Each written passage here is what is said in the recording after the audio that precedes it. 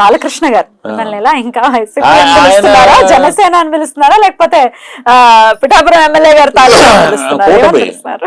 కూటమి అద్భుత విజయం సాధించింది. మిమ్మల్ని ఏమని పిలుస్తున్నారా? ఇప్పుడు మమ్మల్ని ఏంటంటే ఇప్పుడు ఆయన ఎలా చూస్తారంటే మనవాడు ఇప్పుడు వేరే వైసీపీ కాదు, మనవాడు ఇప్పుడు మనమంతా ఒకటే మనమంతా ఒకటే. మనం ఆయన కూడా 3వ హ్యాట్రిక్, ఆయన గెలిచాక హ్యాట్రిక్ కొట్టాడు బాలయ్య అన్నారు.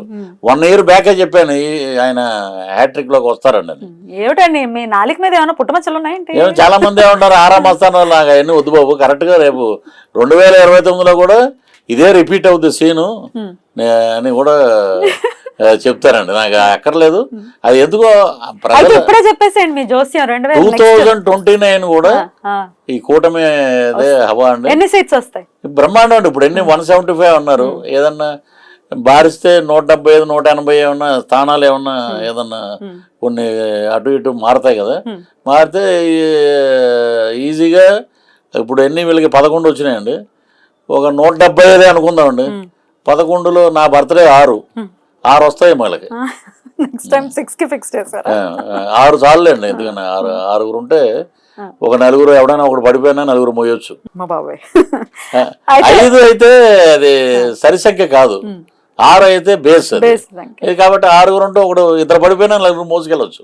సో 6కి పరిమితం చేద్దాం 2029. 6 వస్తాయి ఫిక్స్ అండి, ఫిక్స్. అయితే జగన్ గారు ఇండియా కూటమిలకు వెళ్తారు అనే మాటలు కూడా వినపడుతున్నాయి, వెళ్ళే ఛాన్సెస్ ఉన్నాయి. ఎన్ని వెళ్ళినాయండి. చాణక్యుడు అనేవాడు సామ్రాజ్యంలో ఒకడే ఉన్నాడు. బీజేపీలో చాణక్యులు దగ్గర ఒక 10 మంది ఉన్నారు. 10 మంది ఉన్నారు. ఒకటే మీరు ఒకటి చిన్నది సరదాగా అనుకుందాం, క్రికెట్ మన ఆంధ్రప్రదేశ్లో కూడా అద్భుతంగా ఆడేవాళ్ళు ఉన్నారు. కానీ నార్త్కి ఎందుకు పేరు వస్తుందండి? నార్త్ వాళ్ళని ఎక్కువ సెలెక్ట్ చేస్తారు. సో అపర మేధావి వర్గం ఏదైనా ఉందంటే అటు చదువులో కానీ రాజకీయంలో కానీ ఏదైనా సరే బీజేపీ వాళ్ళు. ఇప్పుడు ఇక్కడ పిల్లోడు పుట్టాడంటే వాడు ఎదిగి ఏ రకంగా స్టేజ్కి వెళ్తాడు అనేది ముందే డిసైడ్ చేసి రాసేస్తారండి అక్కడ. అంతటి మేధావులు ఉన్నారు అక్కడ. ఇవన్నీ కూటమిలో వెళ్ళినా ఇంకొక వెళ్ళినా ఏం ఉపయోగం లేదండి, అంతే. కానీ నార్త్కి ఎంత లేదన్నా ఒక నార్త్ వాళ్ళకి కొంత చిన్న చూపు ఉంది సౌత్ అంటే అనేది నిజం కాదా? అది ఉండేదండి, అది నిజమే. అది కానీ ఎప్పుడైతే సినిమా రంగం దాన్ని తుడిచిపెట్టేసింది, సినిమా రంగంలో ఒక రాజమౌళి గారు వచ్చారు, గ్లోబల్లోకి వెళ్ళిపోయింది మొత్తం. త్రిపురాకి వచ్చింది అంటే ఆస్కార్కి వెళ్ళిపోయారు. ఇప్పుడు we are not south actors, Tamil Nadu Kerala అని అంటలేదు ఎవరు, వీఆర్ ఇండియన్ యాక్టర్స్. సో మనం ఎక్కడికి వెళ్ళినా కూడా, నేను ఇండోర్లో ఒక వెబ్ సిరీస్ చేసేవాడిని. ఇండోర్లో నేను టెంపుల్కి వెళ్తే క్యా కర్ దియా భయ్, కమాల్ కర్ దియా ఆప్కా డైలాగ్. నేను హిందీలో ఎక్కువ చేయలేదు కదా, మీరు ఎలా చెప్తున్నారంటే all your movies are dubbed in Hindi. So lockdown time every day we used to see your movies. So इतना फैंस है आपको, इतना फैंस है. अब ये गली में आओ, हमारे घर में बैठो, చాయ్ పియో, అది ఇదని చెప్పి వాళ్ళు ఇచ్చిన ఇది నాకు నిజంగా నేను షాకు.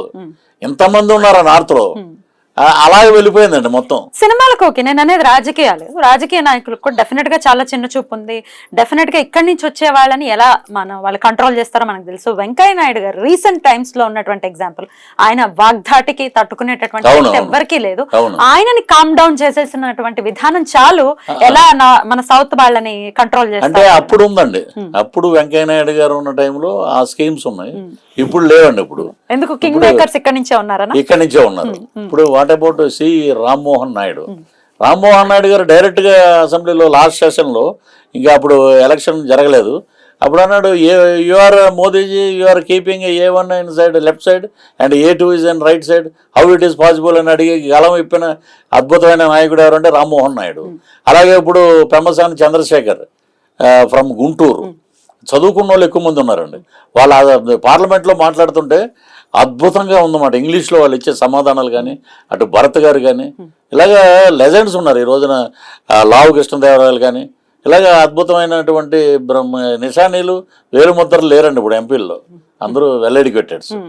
సో అట్లాంటి పరిస్థితి ఉండదు, తొక్కే పరిస్థితి లేదండి. పాలిటిక్స్ అయినా ఎంత తొక్కినా కూడా బాల్ అలా పైకి ఎగురుతూ ఉంటుందండి. That is the power. ఎక్కడ ఉందంటే అండి, ఎప్పుడైతే చంద్రబాబు నాయుడు గారు పవన్ కళ్యాణ్ గారు ఇద్దరు కలిసి అటు నేషనల్ లెవెల్లో కూడా చక్రం తిప్పారు, మనకి 15,000 కోట్లు వచ్చాయండి అమరావతి అభివృద్ధికి. అలాగే పోలవరం కూడా మేము కంప్లీట్ చేస్తాం, మాది బాధ్యత అని చెప్పడం జరిగింది. So we are very happy. Everybody in Andhra Pradesh they are very happy with కూటమి గవర్నమెంట్. అయితే జనసేన నుంచి ఇంకొక ప్రశ్న, హైపర్ ఆదికి ఎమ్మెల్సీ ఇస్తారు అనే టాక్ ఒకటి వినపడుతుంది, ఇది ఎంతవరకు నిజం? అది మరి ఎవరన్నారో కూడా నాకు తెలియదు. టాక్ అయితే గట్టిగానే వినపడుతుంది. ఇప్పుడు ఎమ్మెల్సీగా ఆల్రెడీ ఒక ఆయనకి ఇచ్చారు, ప్రసాద్ గారు అని ఒక ఆయనకి, శివప్రసాద్ గారు అని ఎవరు, వరప్రసాద్ గారు ఇచ్చారు. టాక్ ఏముందండి, టాక్ ఇప్పుడు నేను కూడా అడుగుతా, నాకు ఎంపీ ఇస్తున్నారు అది కాదు. ఇస్తే ఎలా ఉండాలంటే అండి, కార్యకర్త అనేవాడు ఇస్తే ఆస్కార్ అవార్డు, ఇవ్వకపోతే నంది అవార్డు, అలా ఉండాలి. ఊరికి మనం బూస్ట్ చేసుకోవటం అది కరెక్ట్ కాదండి. ఇస్తే ఎంపీ లేకపోతే ఎమ్మెల్సీ, ఇస్తే ఆస్కార్ అవార్డు, ఏది ఇచ్చినా. ఇవ్వలేదు అనుకోండి నంది అవార్డు అనుకోవటం. మన పని మనం చేయాలి. అది జనసేనలో అలాంటివి ఉండవండి. జనసేన ఏంటంటే ఎవరైతే కష్టపడి పనిచేస్తారో అలాంటి వాళ్ళు చాలా మంది ఉన్నారు దాంట్లో.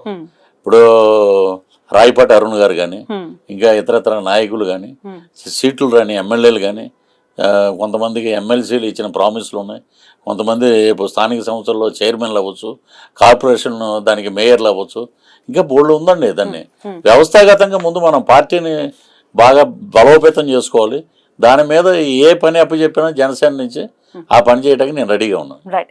అయితే అలీ గారి విషయం కూడా ఒకసారి చెప్పండి. కొంత ఆయన చాలా డీసెంట్ గానే మాట్లాడినటువంటి ఒక వ్యక్తి, వైసీపీ నుంచి ఒక అభ్యంతరాలు వ్యక్తం చేయటమో లేకపోతే ఆపోజిషన్ లో ఉండి మాట్లాడటమో ఇవన్నీ పక్కన పెట్టేస్తే పవన్ కళ్యాణ్ గారికి వ్యతిరేకంగానే కొంత మాట్లాడారు. ఇప్పుడు మళ్ళీ కలిసిపోయే పరిస్థితి ఉంది, జనసేనలో కలుస్తారని, లేకపోతే పవన్ కళ్యాణ్ గారితో మళ్ళీ యాజ్ యూజువల్ ఆయన చాలా క్లోజ్ పవన్ కళ్యాణ్ గారితో అని వింటుంటాం. ఏంటి వాళ్ళిద్దరి మధ్య? అంటే క్లోజ్ అని మనం అందరికీ తెలుసు, ప్రేక్షకులకు తెలుసు, సినిమా ప్రపంచానికి తెలుసు, ఆయన ఎదుగుదలకి తెలుసు.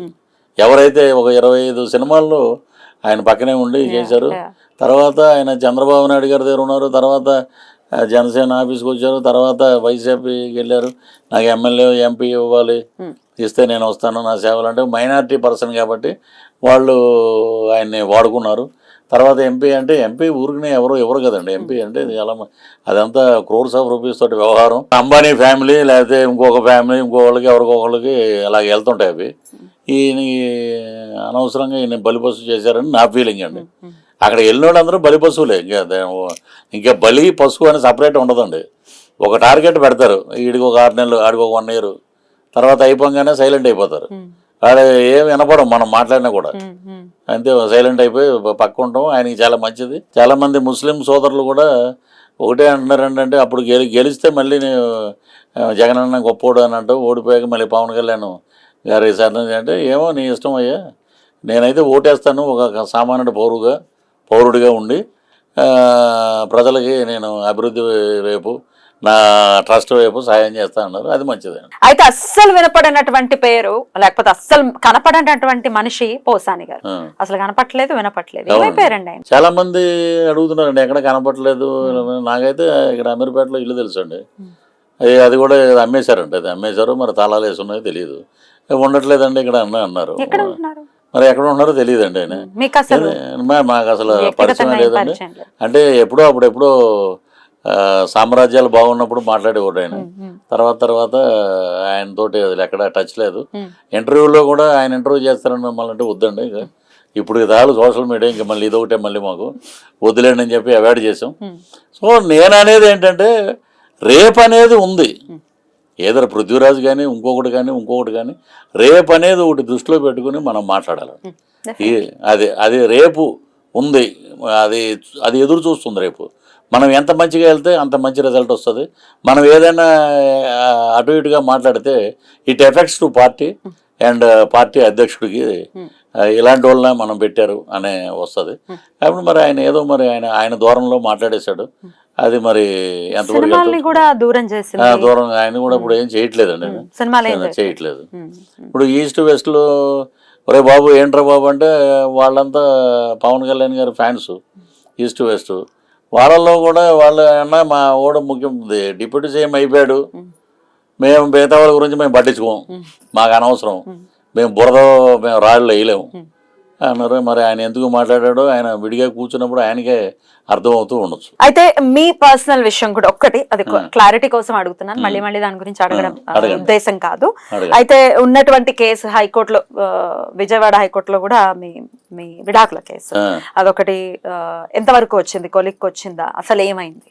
అంటే నా మీద ఒక టెర్రరిస్టులను పట్టుకున్నట్టు దగ్గర దగ్గర ఒక 9-10 పెట్టారండి. 9-10 పెడితే 9-10లో 9-10 కేసులు పెట్టారా? 9-10 ఉన్నాయి నాకు అటాచ్ అయ్యే దాంట్లో. 498A అని, ఇంకోటి అని, గృహ హింస అని, ఇంకొక హింస అని అన్నీ పెట్టారు. లబ్ధి నాతోటి పొందుతూనే ఉంటారు మొత్తం. ఐఎమ్ ఏటీఎం కార్డు ఫర్ అది వచ్చేసాక కూడా ఏటీఎం కార్డుని స్వైప్ చేసి అన్నీ. మా అమ్మాయి మ్యారేజ్ కూడా దగ్గర ఉండి నా సైడ్ నుంచి మనం అన్నీ ఫుల్ఫిల్ చేసాం. మనల్ని ప్రశ్నించే అర్హత కూడా ఎవరికి లేదు. సో దీన్ని పట్టుకుని సోషల్ మీడియా ఒక 9 ఏళ్ళు నన్ను ఏదో రకంగా ఇది చేయటం అది చేయటం చేసి మొన్న ఈ మధ్య కొట్టేసిందండి. మెట్రోపాలిటన్ కోర్టు రద్దు చేసింది. కేసు అనేది లేదు. కేసు అనేది లేదు. సో ఎందుకు ఇలా చేస్తారు బాబు, 9 ఏళ్ళ నరకం నుంచి ఇప్పుడే నేను బయటపడ్డాను అని చెప్పి నేను అక్కడికి ఏదో ఒక రోజు మంచి జరుగుద్ది, న్యాయస్థానాల మీద మనకు నమ్మకం ఉంది. సో ఆనరబుల్ కోర్టు మనకి ఎప్పుడు న్యాయం చేస్తుంది అని చెప్పి దాన్ని నమ్ముతానండి బాగా. So you are free